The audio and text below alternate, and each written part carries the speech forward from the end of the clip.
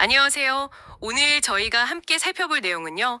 바로 나주시 민선 8기 윤병태 시장의 지난 3년간 주요 성과입니다.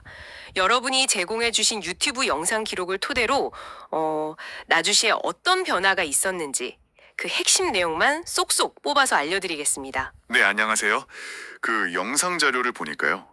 지난 3년간 나주시가 정말 다양한 사업들을 추진했더라고요. 그 성과들을 분야별로 한번 정리해보는 시간이 될 것 같습니다.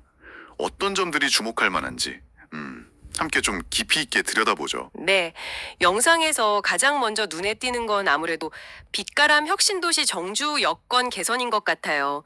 특히 그 복합혁신 생활 SOC 센터 건립 소식, 이거 상당히 기대되던데요. 구체적으로 어떤 시설들이 들어서는 거죠? 아, 네. 그 SOC 센터요? 이게 사회간접자분, 그러니까 주민들 생활 편의를 위한 복합시설인데요. 영상 설명을 보니까 수영장이나 체육관 같은 체육시설은 물론이고요. 문화센터, 그리고 또 청년 창업 지원 센터까지 들어선다고 합니다. 와, 정말 다양하게 들어가네요. 그렇죠. 이런 생활 인프라 확충은 단순히 그냥 편의시설 몇 개 늘리는 차원이 아니거든요. 그 도시의 정주 만족도, 그러니까 여기 살기 좋다, 이걸 직접적으로 끌어올리는 아주 중요한 요소입니다. 살기 좋은 도시로 나아가는데 꼭 필요한 기반이 되는 거죠. 그렇군요. 그런 생활 인프라와 더불어서 나주가 대한민국 에너지 수도를 지향한다는 점도 상당히 흥미로웠습니다. 에너지 신산업 클러스터를 조성한다거나 인공태양 연구시설 유치, 관련 기업들과 협약, 이런 구체적인 계획들이 막 진행 중인 것 같더라고요. 네, 맞습니다. 특히 그 영상에서도 강조하던데 국토부 승인을 받은 에너지 국가산단 계획이 아주 중요해 보입니다. 이게 국가 지원을 받는 에너지 특화 산업단지 조성 사업인데요. 2032년까지 약 3,519억 원. 네, 그 정도 투자가 예정되어 있다고 하니까요. 이게 나주의 좀 중장기적인 성장 동력이 될 가능성이 아주 높다고 볼 수 있겠죠. 그리고 제2 공공 기반 이전 추진도 아마 같은 맥락에서 봐야 할 겁니다. 그렇군요. 미래 먹거리 확보도 중요하지만 또 당장 시민들이 체감할 수 있는 부분들, 예를 들면 문화관광이나 농축산업 활성화 이야기도 있더라고요. 영산강 르네상스 추진이라던가 정원 조성 같은 거요. 작년 영산강 축제는 반응이 어땠나요? 아, 네. 영상에 따르면 그 영산강 르네상스, 이게 강을 중심으로 문화랑 생태를 좀 같이 살리려는 시도잖아요. 작년 축제 때 보니까 방문객이 36만 명 이상이었다고 해요. 성과가 꽤 있었던 거죠. 와, 36만 명이요. 대단하네요. 네. 그리고 내년에는 전라남도 정원 페스티벌도 개최한다고 하니까 이런 문화랑 생태가 어우러진 도시 이미지를 계속 강화하려는 노력으로 보입니다. 농업 분야에서도요, 그 푸드 업사이클링 연구센터 유치, 이게 버려지는 농산물 활용하는 거거든요. 아, 그런 것도 있군요. 네. 그리고 해외 수출 협약도 약 576억 원 규모로 체결했고, 또 나주몰이라는 농산물 직거래 플랫폼이 있는데, 이게 매출 11억 원을 달성했다고 합니다. 그러니까 농가 소득도 늘리고, 또 친환경 농업도 활성화하고, 뭐랄까, 두 마리 토끼를 다 잡으려는 모습이죠. 외국인 근로자 지원 이야기도 잠깐 나왔던 것 같은데요. 아, 맞아요. 외국인 근로자 지원 확대해서 약 600명 정도 공급했다는 내용도 있었는데요. 이것도 농촌의 현실적인 어려움, 그 인력난을 해결하려는 시도로 볼 수 있겠습니다. 와, 정말 다방면으로 노력하는 모습이네요. 근데 제가 영상 보면서 정말 깜짝 놀랐던 정책이 있어요. 바로 출산, 보육, 교육 정책인데요. 아니, 출생아 함께 연료회세까지 매달 20만 원씩 기본수당을 준다고요? 이거 전국적으로도 진짜 파격적인 거 아닌가요? 네, 맞습니다. 저도 그 부분 보고 와, 이건 정말 대단하다 싶었는데요. 영상에서도 가장 강조하는 정책 중 하나로 보였습니다. 계산해보면 총 4,320만 원 정도 되는 거죠. 어마어마합니다. 네, 그렇죠. 그리고 이것뿐만 아니라 뭐 365일 시간제 보육 서비스라든가 아이숙숙 도서관 운영, 또 미래교육 지원센터 설립 같은 거요. 이런 생애 주기별 맞춤 정책을 통해서 아이 키우기 좋은 도시 이미지를 아주 확실하게 만들려는 전략인 것 같아요. 교육 발전 특구 선정돼서 수도권 수준의 교육 인프라를 만들겠다는 목표도 상당히 주목할 부분이고요. 정말 아이 키우는 부모님들한테는 귀가 번쩍 뜨일 만한 소식들이네요.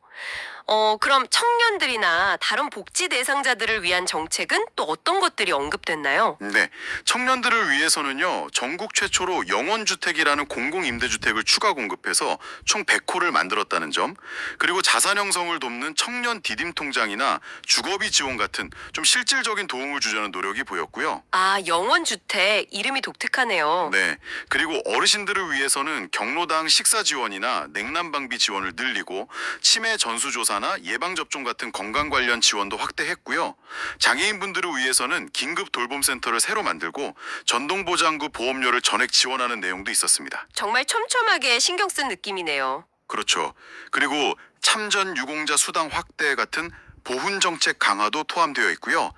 자료에서는 이런 정책들이 그냥 나열된 게 아니라 각 계층의 필요에 맞춰서 좀 세심하게 설계되었다는 점을 보여주려고 하는 것 같았습니다. 아, 그리고 지역 현안 해결 노력 같은 것도 언급됐던 것 같은데, 뭐 악취 문제라던가 도로 개통 같은 거요? 네, 맞아요. 악취 문제 해결 노력, 남평 지방도 개통, 하수관거 정비, 뭐 제2 강변도시 조성계획 같은 지역 주민들의 수건 사업 해결 노력도 엿보였습니다. 이렇게 많은 사업들을 추진하면서 시민들과의 소통은 좀 어떻게 했는지, 그리고 행정 운영에 대한 평가는 어떤지, 이런 내용도 있었나요? 네, 있었습니다. 영상에서는 뭐 읍면동 순회 대화나 마을 좌담회, 직소 민원 상담 같은 걸 통해서 직접 소통하려고 노력했다 이렇게 밝히고 있고요. 그걸 뒷받침하는 근거로 공약 이행률이 64.3%다. 이게 전국 평균보다 14.3%포인트나 높다고 하더라고요. 오, 상당히 높은 수치네요. 네. 그리고 외부 기관의 공약 실천 평가에서도 최고 등급인 SA 등급을 받았다는 점을 제시하면서 행정의 어떤 신뢰도나 실행력을 강조하는 모습이었습니다. 그렇군요. 종합해보면 지난 3년간 나주시는 일단 혁신도시 내실을 다지고 또 에너지 수도라는 미래 비전을 구체화하면서 동시에 시민들의 삶의 질을 높이기 위한 굉장히 다각적인 노력을 펼쳐온 것 같다. 이렇게 요약해 볼 수 있겠네요. 네, 영상 자료에 제시된 내용들을 바탕으로 보면 그렇게 정리할 수 있겠습니다. 뭐랄까, 도시 기반을 좀 튼튼히 하고 미래 비전을 제시하고 또 시민들의 삶의 질을 향상시키는 이 세 가지 축을 중심으로 다양한 사업들이 진행된 것으로 보입니다. 특히 그 타격적인 출산 장려 정책이나 청년 주거 지원 같은 건 정말 인상 깊었어요. 맞아요.